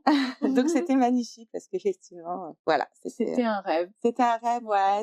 C'était vraiment le Noël, c'était la fête familiale qui était la plus importante pour elle, qui était vraiment primordiale. Toutes les autres étaient moins fortes, mais celle-ci, c'était vraiment quelque chose que chaque année, elle nous faisait même découvrir des plats. On a fait des couscous pour Noël, on a fait des moussaka pour Noël. C'était vraiment quelque chose de toujours assez étonnant. Et donc voilà, la Laponie, c'était pratiquement devenu une évidence pour nous que si on faisait ce petit séjour en mémoire de ma maman et de leur grand-mère, c'était la Laponie. Waouh. Et vous étiez contente quand maman vous a dit c'est bon, ça y est, on part? Ah bah, bien sûr. Et il y avait des choses que vous vouliez voir particulièrement? Bah, moi, ce serait plutôt, oui, les aurores boréales, parce que c'est magnifique. Et par exemple, moi, j'en ai vu dans les dessins animés, etc. Et à chaque fois, c'est super beau. Et je pense les rennes et les chiens de traîneau aussi. Ah ouais, les animaux. Ouais. Vous aussi? Oui, pareil, surtout les aurores boréales. Ouais. Ah bah ça, c'était le truc à pas louper. Et c'était le premier jour. Comment vous avez vécu ça? Donc, en plus, il y avait toute une symbolique derrière. Ah bah oui, pour nous, ça représentait quelque chose, comme un clin d'œil. Donc, on l'attendait avec vraiment une grande impatience. Ça m'en a fait pleurer d'ailleurs quand ça a commencé. Évidemment. Et puis, on savait pas, ça a mis du temps. Ça a mis du temps. C'était Au début, on était un petit peu déçus parce que, on se disait, quand elle nous montrait les photos, c'était un petit peu, c'est pas ça, on s'attendait pas à ça. Et après, quand ça a commencé, c'était magnifique. Ça, c'est magique. Patient. Ouais. Elle l'a dit, hein. Fallait être patient. C'est un des éléments clés dans la chasse, c'est la patience. C'est la patience. Et puis, waouh. Et puis c'était la découverte par le téléphone au départ, parce qu'en fait, effectivement, le côté verdâtre, on le voit que sur le téléphone et pas du tout en visuel. Donc on se dit mais c'est ça en fait. Est-ce que les aurores boréales c'est que par téléphone? Et donc on était un petit peu surprise. Et puis d'un seul coup, quand le ciel s'est illuminé du côté des sapins, au-dessus des sapins, comme s'il s'enflammait. Là, c'était vraiment magique, quoi. J'aurais imaginé que c'était ça, quoi. Vous saviez, vous aussi, au départ, que c'était que via le téléphone qu'on voyait la lumière? Moi, je l'ai découvert. Hein. Ouais, moi aussi. Et là, moi, j'avais vu que apparemment on voyait mieux sur le téléphone, mais je pensais qu'on voyait quand même un peu. Ouais. Mais on voyait vraiment pas du tout au début. On voyait rien. On s'est dit, super. Ah bah, tout ça pour ça. Tout ça pour ça. Alors, ce qui est rigolo, parce que maintenant, on regarde les photos, et en fait, maintenant qu'on sait que c'est ce qui va s'illuminer, cette espèce d'aura verdâtre, effectivement, c'était très annonciateur. Heureusement qu'on a vu toutes ces lumières après. Une belle soirée. C'était magique. Ouais. Magique. Et heureusement que c'était le premier soir, parce que après, il y en a eu quelques-unes, mais moins. Ils ont bien fait de nous dire, allez, on y va. Qu'est-ce que vous avez aimé d'autre cette semaine? Qu'est-ce qui vous a plu? Les chiens de traîneau. Ouais. Les rennes, j'ai beaucoup aimé. Et tu leur as donné à manger? Oui. C'était très mignon, mais j'ai trouvé qu'il y avait un peu trop de monde dans l'enclos. C'est vrai. À certains endroits, il y avait des endroits où il y avait personne. Moi, je me suis éloignée, c'était super. Il y avait un regroupement au milieu sur tous le même renne, pauvre petit renne. Bon, et après les gens se sont pas restés trop longtemps éloignés. Séparés. Et les chiens de traîneau. C'est super bien. En plus, on a vu les chiens après, on a pu les voir courir, etc. C'était vraiment super. Un peu touché. Ouais. Les caresser. Et ça, ils ont eu leur dose de caresses. De câlins, ouais. C'est sûr. On les a vus se faire nourrir aussi. C'était impressionnant quand les morceaux de viande qu'ils donnaient et le fait qu'ils se battent pas, alors que nous on a les chiens on se bat, mais là non, pas du tout. Hyper, ouais, en fait, ils nous expliquaient que justement c'était une partie extrêmement exigeante, le fait du déjeuner, enfin de la nourriture, qu'ils ne se battent pas. Et donc ils sont habitués pour ça, et dès le plus jeune âge, parce que sinon ça pose un vrai problème, parce que ça devient quelque chose de très agressif. Ah bah oui, forcément. Alors que normalement, là, le seul moment qui est un petit peu où les chiens peuvent être agressifs, c'est au moment des chaleurs des femelles. Mais c'est le seul moment. Sinon, donc la nourriture, le fait d'être sur le traîneau, etc., ça ne pose aucun problème, cette cohabitation. Un vrai beau moment. Ah, Ouais, oui, moi aussi, j'ai beaucoup aimé la motoneige. Ah, J'ai trouvé ça super bien. Parce qu'on avait les accélérations, c'était vraiment génial. C'était la première fois que t'en faisais? Oui. Et pareil pour les chiens de traîneau, c'était la première fois, donc c'était vraiment génial. J'imagine. C'était une belle balade, c'était bien long en plus. La motoneige, ouais. Et puis ils ont été... on était avec les guides, donc vous étiez tranquille.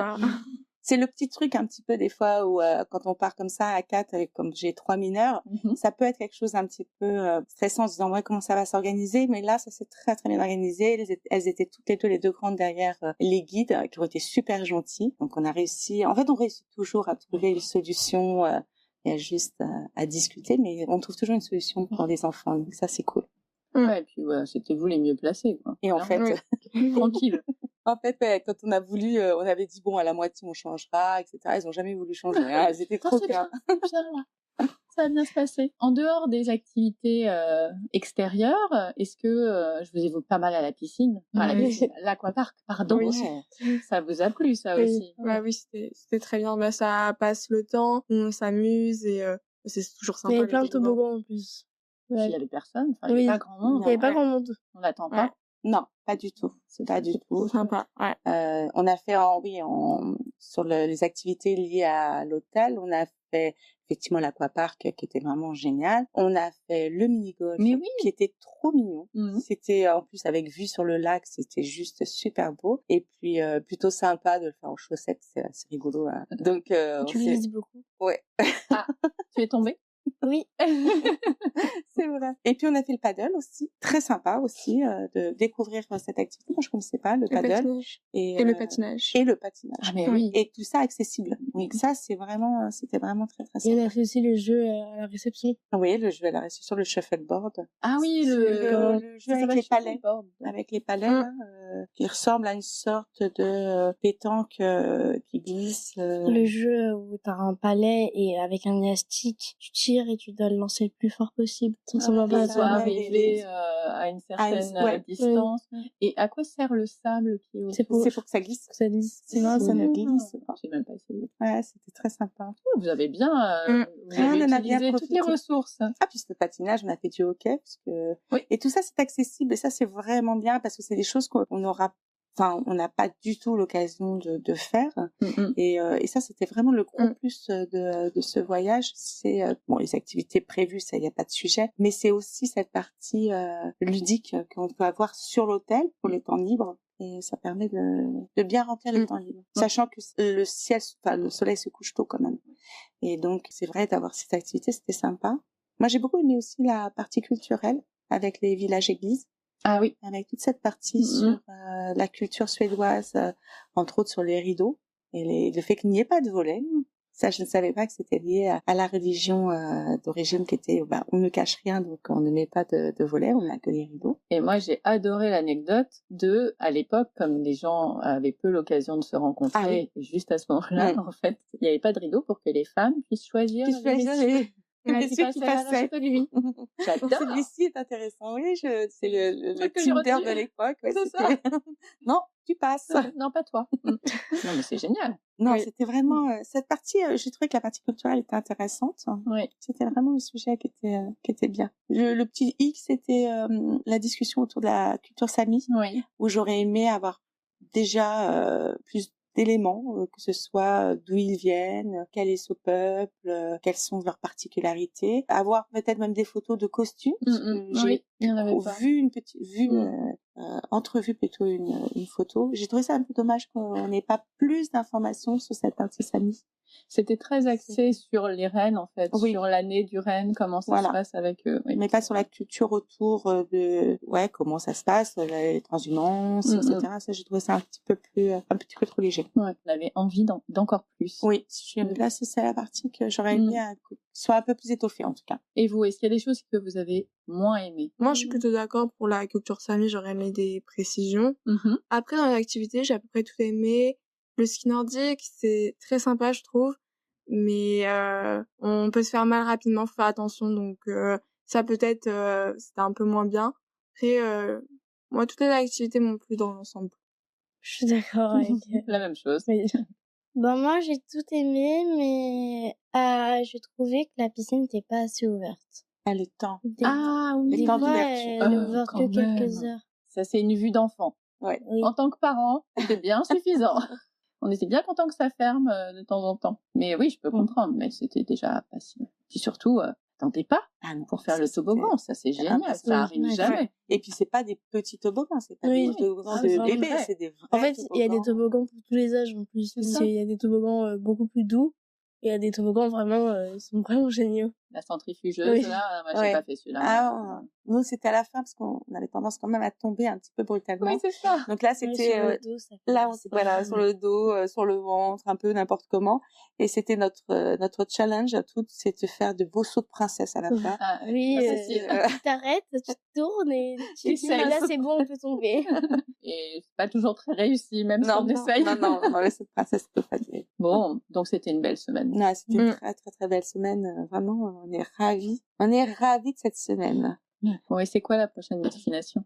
On ne sait pas encore. Alors, maman, elle a des idées. Ouais, j'ai des idées. Je pense qu'on va partir. Alors, moi, ce que j'ai trouvé très très intéressant par rapport aux 3 filles, c'est qu'il y a quand même un minimum d'organisation.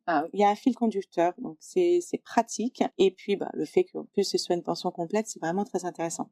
Ça me permet moi de me concentrer beaucoup plus sur elles, sur leurs désirs, plutôt que de me concentrer sur aller faire les courses, faire à manger, réfléchir à ce qu'on va faire, etc. Donc ça, j'ai trouvé le concept extrêmement intéressant avec. Alors, on a fait aussi des voyages sac à dos, mais je trouve ça comme très facile sur des voyages comme ça à longue distance. Donc là, on a Julia qui va absolument faire la Corée du Sud. Ça, c'est la K-pop. Ah bah voilà, la K-pop, les Blackpink, tout. Donc ça, c'était vraiment mais je pense que ce sera l'année prochaine ou dans 2 ans. Oui, parce que déjà, c'est un gros voyage, c'est très loin, c'est long, et il y a des décalages horaires, etc. Mais surtout, c'est cher, et c'est plutôt compliqué parce que là-bas, je me suis un peu renseignée du coup, mais la vie est chère en fait. Ah ouais? La vie entière est chère en soi. Ah d'accord. Donc c'est un budget à prévoir. Oui. On va voir si elle nous fait le budget. Prends un tableau Excel et tu remplis. Et donc, là, pour les vacances d'été, on était partis sur se dire qu'on allait faire un camping et rester pendant 2-3 semaines sur place. Et là, ce voyage, moi, ça m'a donné envie de plutôt faire un voyage plus court, mais faire un voyage. Donc là, je tâtonne entre la Croatie ou le Moyen-Orient, voilà. Donc, ce sera certainement une de ces 2 destinations. Ça va être dur, les filles. Voilà. Ah ouais, pas de chance. Ah vraiment, non, c'est très très dur. Bon, écoutez, merci beaucoup. Un grand merci. Pour finir, on va écouter Audrey et sa fille Emma qui ont ajouté l'expérience du brise-glace à leurs activités.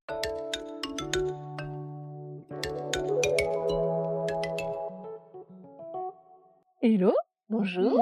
Comment ça va? Ça va. Super bien. Après une semaine comme ça, j'imagine.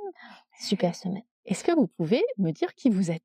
Alors, moi, je m'appelle Audrey, j'ai 43 ans et je vis avec Nico, Emma et Baptiste à Courbevoie, région parisienne. Je m'appelle Emma, j'ai 13 ans et je vis avec Audrey, Nicolas et Baptiste. Vous êtes de la même famille? Oui, mais c'est dingue.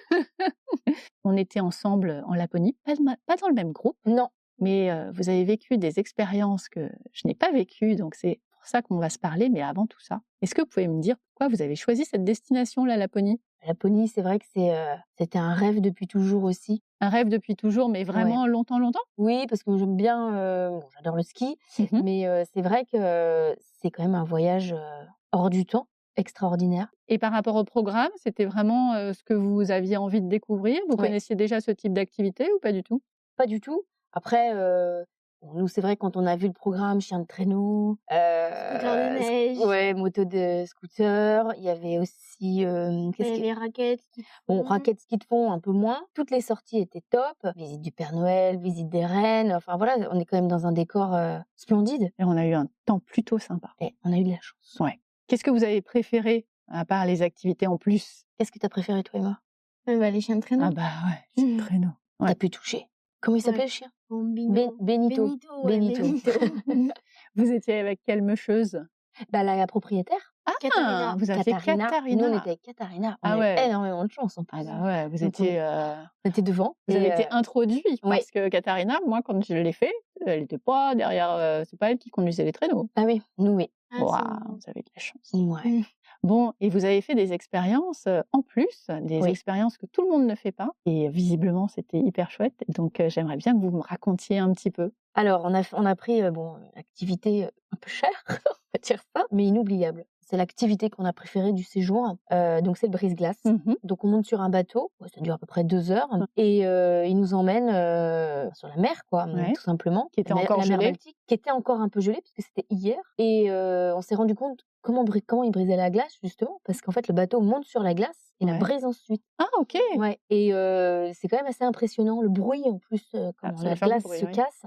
À un moment donné, on a tous mis des combinaisons oranges. Le bateau s'était arrêté. On avait même 3 doigts sur la combinaison et elle était vraiment très très grosse et orange. Et les personnes, le capitaine, nous ont jetés dans l'eau. Ils vous ont jeté dans Oui, l'eau, pas jeté, mais littéralement. en fait, le bateau a fait un trou dans la glace, Ouais, assez important. Et ils ont même mis, en fait, ils sont descendus sur la glace et ils ont mis une échelle. ok. Donc on s'est dit, oh, on peut y aller sans Ouais. les combinaisons. Donc on a marché sur la glace.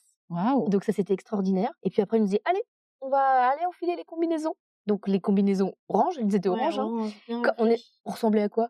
À un des pingouin. Ouais, pingouin ou Télétubbies aussi, non? Donc on avait juste le visage sans rien. Donc on était dans l'eau et il y avait même des bouts de glace. Et en fait, on s'amusait à monter dessus. Et à un moment donné, le capitaine nous dit si vous voulez, vous pouvez sauter du bateau. Waouh. Et donc, maman et Baptiste, ils l'ont pas fait. Mais donc, moi et mon père, on l'a fait. Et on a sauté du bateau un par un. Et il y en a plein qui l'ont fait. Il y a même. Mais donc, tu avais de l'eau sur le visage. Oui, parce qu'il y a Mais c'est froid. Oui, c'est très froid. Et donc, en plus, comme la combinaison, elle était grande, tout est rentré. J'étais trempée sur Mais tout le pull. non. Si, il était trempé. Oh. Et il y a même une dame qui a fait un plongeon. Ah oui, carrément. Carrément. Lise. Ouais, c'était Lise.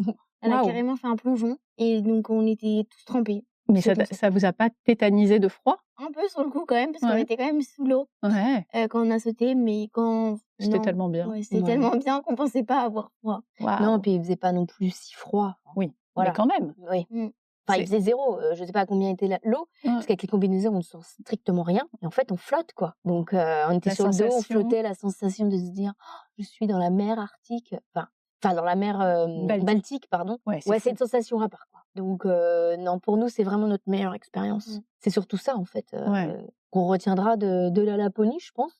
Chien de traîneau aussi. Mais cette expérience. Un cran au-dessus. Ouais. Parce qu'on n'a pas eu la chance de voir les aurores boréales. Ouais. Ah, bah, on peut pas tout avoir. On peut pas hein. tout Il y a avoir. un moment, ça suffit. Voilà.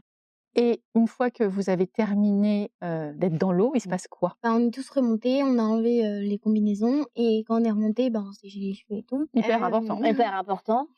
Bah, surtout quand on a les cheveux longs et que Oui. ça fait froid. Oui, oui. Bah, comme Lise qui a fait le plongeon. Ah, mais oui. Oh. Trempée. Enfin, ils nous ont tous offert soit un chocolat chaud, soit un thé, des choses comme ça. Et c'était, comme on avait froid, c'était bien d'avoir quelque chose de chaud. Surtout le chocolat chaud. Ça t'a plu? Oui. Ça t'a fait du bien surtout? Oui. Ouais, super. Et après, vous êtes rentrés? En fait, ça passe super vite. On est rentrés et en sortant du bateau, ils nous ont tous donné un certificat de la baignade, on va dire, dans la mer Baltique. Bah, ça vaut bien ça. Bah, bien sûr. Ouais, vous avez quand voilà. même... En suédois. Ah bah oui. Mais non, mais c'est encore mieux en suédois. Oui, Bon, on sait pas ce qu'ils au ont moins, on écrit, voit mais que... Oui. c'était en Suède, quoi. Voilà. Bon, donc une expérience... Que je conseillerais. Bon, Oui, après, voilà, comme je vous dis, c'est un coup, mais ça vaut le coup. Ça vaut le coup. Oui. Ouais, mais tant mieux. On est en Laponie, on le fera peut-être jamais de notre vie. Donc, on a offert ça aussi à nos enfants pour qu'ils... Enfin, en plus, notre fils a 10 ans cette semaine, donc c'est un beau cadeau. Hein. Très bien. Et pourquoi vous n'avez pas plongé, vous? Non. Non? Non, ça... Non. Ça m'attirait pas. C'est comme je suis pas allée au spa dans le trou. Non. Ouais. On veut bien faire des trucs exceptionnels, Oui, mais enfin, faut pas mais il y a pousser, des limites. quoi. Et Voilà. vous avez fait une autre Oui, expérience que tout à d'autres n'ont fait. pas fait. On a pris aussi en option survie en milieu polaire. Rien que le nom, ça a l'air trop sympa. Alors après, on est allé pas très loin de l'hôtel à pied, on était dans la forêt, et c'est surtout survie avec le matériel, Oui. en fait. Ah bah oui, Donc, c'est pas Mycorn. On avait besoin non, d'un couteau, d'une pierre à feu. C'est oui. pas une vraie pierre, c'est un. Bah, je sais pas trop le nom Oui. exact, C'est comme mais une règle en fer et un bâton en fer qu'on Ah taille. oui, ouais. plus facile que Ouais, mais de... pas si facile. Non? Non. Et du coup, on a appris à survivre dans la neige, en plein Ouais. milieu de la forêt. Donc, elle nous a donné 2-3, Comment aller aux plusieurs même. toilettes, comment se. Oui, dans les toilettes. Bah, en fait, il faut faire un trou. Et après, il faut faire un trou pour le prochain. Comment ça pour le prochain? Bah, pour le prochain qui veut aller aux toilettes. En fait, on fait un trou dans la neige. Ouais. Et une fois qu'on a fait ce qu'on avait à faire, Ouais. et ben on recouvre et on refait un autre trou à côté Pour pas qu'ils le fassent au oui, même endroit. oui. Ah, Oui. ok. Et Voilà. les uns après les autres, ils font un trou. Voilà. Ok. Ça fait comme un petit chemin après. Ouais, en c'est fait. sympa. Oui, c'est particulier, c'est sympa. Après, elle nous a montré 3-4 types de feux, donc en fonction des bûches. Donc quand elles sont plus vers le haut, en fait, droite, bah là c'est pour se réchauffer. Quand elles sont mises comme un damier, mais limite, Ouais. c'est pour Cuisiner. cuisiner. Et puis aussi, il y avait un autre type Oui. de feu où on mettait des bûches verticales, horizontales, mais comme un angle droit, en fait, c'était par rapport au vent. Donc non, mais tout est hyper bien. Et on nous a appris à faire du feu, donc faut couper les bûches, Oui. mais donc avec un couteau. Après, il faut prendre plein d'écorces, on met tout ensemble, et après avec la pierre à feu, on raille, et ça fait les étincelles et le feu. Ouais. Ça Donc doit on être avait en ce tous moment. fait de petits feux Mais oui. hier, c'était très sympa. Et en plus, à la fin, on a eu la récompense, et on avait tous des chamallows pour faire griller. Ah bah, faut pas que ça serve à rien de faire le Oui. feu. Faut bien qu'il y ait Mais bien quelque truc sûr. derrière. Donc elle Mhm. avait prévu les chamallows. Ça, c'était la belle Donc les récompense. enfants étaient ravis. Bah oui, j'imagine. Et Donc toi, ça t'a plu de faire ça? Ouais, c'était trop bien. Moi, en plus, je l'ai fait avec l'animatrice Anaïs. Mhm. Au début, on avait vraiment du mal à le faire, mais après, on a réussi à le faire. Elles ont réussi toutes les deux. Franchement, vous êtes trop fortes les filles. Bah, Parce que super. moi, j'ai regardé mon mari et mon fils le faire et j'ai pris toutes les photos. La bonne excuse. Oui. Il y avait d'autres enfants plus petits que les deux vôtres? Ouais, il y avait, mais si, il y avait le couple avec qui on est toute la semaine, le copain de Tristan et Ah oui, Tristan et Alba. Alba. Oui, Alba a 6 ans. Waouh. Donc non, il y avait Et des ça lui a enfants. plu aussi? Oui. Elle a pas fait le feu. Non, bah avec sa maman. Pas Mais déconner. du coup, c'est surtout sa maman qui a fait le feu. Après, il y avait d'autres enfants. Il y avait une fille de 11 ans, Oui, après c'était plus des ados. Ouais. Camille. Après, il y avait Quentin et sa sœur. Ça a plu à tout le monde? Oui. Je crois que j'ai croisé Anne-Catherine en rentrant, elle m'a dit tout le monde a fait le feu. C'était parfait. Ah oui, tout le monde a fait le feu. Ouais. En plus, à la fin, elle a fait un quiz. Ouais. C'était une question, et c'était ce feu, c'est pour faire quoi? Ah bah Il oui. fallait répondre pour faire à manger, sauf que nous, en fait, on voulait le dire en anglais, donc on a réfléchi Ben à oui. tout hit. Donc, on n'a Non, pas tout réussi. cook. Oui, tout cook. On n'a pas réussi, mais donc c'est le papa de Quentin qui a gagné. Et à la fin, elle en vendait. Donc, on en a acheté. Ah bah oui. Ouais. 4, enfin, un pour mon frère, un pour moi et 2 pour nos cousins. Super. Encore une belle C'est détaillé, expérience. Ah bah oui, non mais c'est très bien, comme ça on sait tout. Ah bah oui. Et Très belle. vous avez fait les 2 expériences le même jour? Ben oui, parce qu'en fait, on avait vu sur le programme que le samedi, dimanche, on n'avait pas beaucoup d'activités. Mhm. Donc on s'est dit, tiens, on va faire une le samedi, donc c'était le brise-glace, Ouais. et le dimanche, la survie. Sauf que le brise-glace, on sait pas pourquoi, il a été annulé. Et bah du coup, il y avait tout sur le même, plus le tipi le soir, ouais. tout sur la même journée. Ça faisait beaucoup, mais bon, au final, Plein de la souvenirs. journée c'est très bien passé, elle passe vite en plus, et on va rentrer demain Ouais. à Paris, plein de souvenirs. Ouais. Bon, Voilà. la prochaine destination, c'est quoi? Bah, c'est surprise. Ah, En donc on peut pas le avril. dire. C'est en avril. Non, si, en fait, c'est juste mon père, Mhm. il nous fait un voyage surprise. Oh, Pour nos génial. 20 ans. Ah mais c'est génial. On Ouais, se au doute soleil, que hein. peut-être que ce soit J'espère. Thaïlande, aux Maldives, Et donc vous profitez du voyage surprise pour maman en fait? Ouais. Mm. Nous, on fait rien sans nos enfants. On Moi fait non plus. tout, voilà. Oui, non, mais alors je comprends parfaitement. Moi, voilà, Vous avez pas envie de faire Non. ça sans eux? Non, je veux qu'ils profitent Bah aussi. ouais. Voilà. Si mon mari m'écoute, un voyage surprise que j'organise pas, ça peut être sympa aussi. Donc, il a tout organisé. Et les vacances d'avril, donc de Pâques, on part. Il va juste me dire quoi mettre dans la valise. Et Bah arrivé ouais. à l'aéroport, on aura la destination. C'est génial. C'est Mais je trop crois bien. que toutes les femmes rêvent de ça. Ah ouais? Ah mais oui, C'est génial. un mari Moi, je qui l'ai. organise les vacances. Et Ouais. moi je rêve qu'ils me disent fais ta valise, on y va. Mais où? Je ne sais pas. Rendez-vous en terre inconnue. Ouais, c'est un peu ça. Bah, ça va être génial. On voyage beaucoup, donc c'est vrai que... Bah, cette année, oui, on voyage pas Non, mal. mais même... Oui. Alors, c'était quoi ta destination préférée jusqu'ici? Bah, déjà, je pense, le premier, c'est la Laponie. Et le deuxième, bah, l'île Maurice. C'est dur de faire mieux que l'île Maurice pour le soleil. Ouais, c'était pas un beau voyage Ouais. aussi. Bon, peut-être que c'est Pâques. Oui, qui sera dans le top 3 aussi. Et vous avez pas donné d'indice, rien? Non, non, rien. Waouh. On pense juste, bah, c'est soleil. Donc, on a pensé Thaïlande, Maldives, qu'on n'a jamais fait. Mais j'aimerais bien que ça soit Bali. Mais maman. Non, en une semaine, Bali, ça va pas être possible. Ça fait loin. Ça fait trop loin. Ouais. Vous savez tout? On sait tout et on espère que ce sera hyper chouette. Ouais. Mais il y a peu de doute que, Oui, que ce soit raté. c'est clair. Bah, merci beaucoup. Merci à vous. Au revoir. Comme prévu, j'ai retrouvé Julia, notre coordinatrice, pour faire un petit bilan avec elle.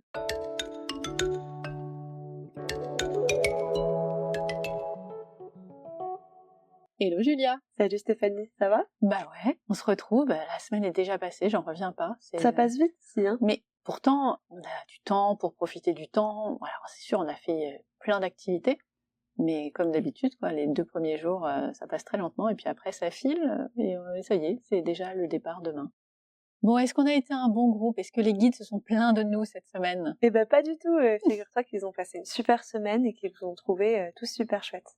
Et du coup, toi, Stéphanie, comment s'est passée ta semaine? Ce serait difficile de se plaindre. On a eu un temps plutôt chouette. On a vu le soleil au tout début, enfin les 2-3 premiers jours. Bon, maintenant c'est jour blanc, c'est pas très grave, on l'a déjà vu. Ça fait partie de l'ambiance oui, aussi, hein. c'est blanc sur blanc, donc c'est super. Toutes les activités sont hyper bien passées. C'est vraiment l'avantage d'être en petit groupe est vraiment important. Enfin, c'est vraiment un atout parce que quand on est trop nombreux, après c'est pas très. Rappelle-moi, vous étiez combien dans votre groupe? On était entre 16 et 20. En fonction des gens qui arrivaient à l'heure ou pas, en fait. Mais c'est pas grave parce qu'ils étaient rattrapés par le groupe d'après, donc ils pouvaient aussi partir en activité. C'est arrivé une seule fois, et donc il n'y a pas eu de souci, il y avait une solution pour eux. Mais du coup, 16 pour les raquettes, c'était extraordinaire. En plus, tout le monde était hyper intéressé, notre guide nous a donné plein d'infos, enfin bref, tout était hyper chouette. Et ouais, vraiment, tout s'est bien passé, l'ado était content. Bon, il aime pas les raquettes, il aime toujours pas les raquettes, mais il en a refait ce matin. Parce qu'il a pas eu le choix. Alors, c'est qu'il aime bien un petit peu quand même. Oui, je crois que tu sais, c'est le concept de j'ai pas aimé ma première expérience et donc je vais rester sur cette intention-là. Et parce que si maintenant je dis que j'aime bien, je me renie moi-même, donc non, ça va pas le faire, donc j'aime toujours pas. Bon, il est venu ce matin et c'était très bien. Bon, on a failli se perdre. C'est aussi ça l'intérêt d'être avec un guide, c'est que tu te demandes pas où est-ce qu'il faut aller. Exactement, et puis aussi il vous donne plein de petites informations sur la région, les habitudes, la culture, tout ça, donc c'est hyper important d'avoir un guide. Bah oui, parce que sinon on s'ennuie un peu aussi et on passe notre temps à se demander comment on va rentrer. Et ce matin, c'est un peu ce qui s'est passé. On n'est pas vraiment passé par les chemins. On pensait qu'on s'en souvenait, pas du tout. Et puis en plus, tout se ressemble un peu ici. Oui, légèrement. Donc on va aller par là. T'es sûre? Ok. Puis après, on se retrouve à aller dans l'autre sens. Non, vraiment, c'était hyper chouette. En fait, la variété des activités, le fait que quand on est débutant, c'est pas un problème parce que c'est beaucoup d'initiation. Et même quand on en a déjà fait, comme la motoneige par exemple, le paysage est différent, donc on est juste tout de suite plus à l'aise avec l'engin, qui même s'il est quand même pas très compliqué à manier, quand on a déjà fait, c'est moins impressionnant. Oui, c'est ça.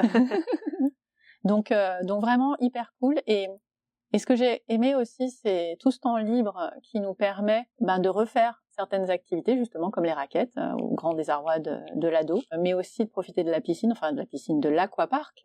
C'est pas une. Oui, c'est pas une simple piscine. C'est ça, mais ça change tout. On va dire que moi, c'est pas mon activité préférée, mais j'ai un mari qui aime bien ça aussi, donc c'était bien pratique. Je vais prendre un thé tranquille, aller donc à la piscine. Ah il y a ce qu'il faut pour tout le monde ici. Oui, c'est ça. Tout est adapté. Et ça se passe super bien. Je suis relaxée, tu vois. Au bout d'une semaine, tu disais, ce calme qui est un peu déstabilisant au départ, on s'y fait hyper bien. Ah oui, puis il nous apaise, ça se fait tout en douceur. C'est ça, exactement. Donc ça va être un peu dur de repartir demain. Je veux bien te croire. En tout cas, merci beaucoup pour cette semaine. Avec plaisir, je suis contente que ça t'ait plu. Et peut-être à une prochaine fois dans une autre destination. Eh bien oui, peut-être. À bientôt. Bon retour. On en rêvait. On l'a fait et franchement, on s'est régalé pendant cette semaine en Laponie suédoise. C'était aussi notre premier voyage avec un seul ado pour cause de partiel de fin de semestre. Alors c'est pas la partie que j'ai préférée, mais il va dorénavant falloir faire avec. Comme on le dit souvent, on se passerait bien de leur râlerie, mais ces voyages avec eux passent beaucoup trop vite. Une chose est sûre, notre voyage lui a donné envie d'aller y faire un tour. Et vous partez quand à Laponie suédoise ?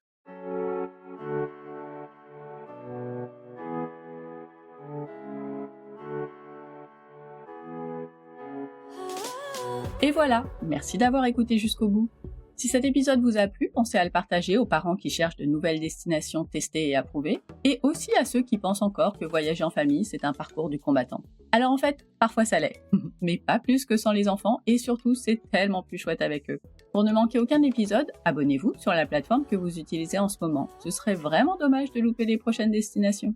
Comme d'habitude, toutes les infos de l'épisode sont sur le blog famille et voyage avec un s.com. Et si vous avez envie de papoter, de poser une question, de proposer une destination ou un invité, retrouvez-moi sur Instagram à Famille et Voyage, toujours avec un S. À très vite pour le prochain épisode. D'ici là, prenez soin de vous, inspirez-vous et créez-vous de chouettes souvenirs en famille.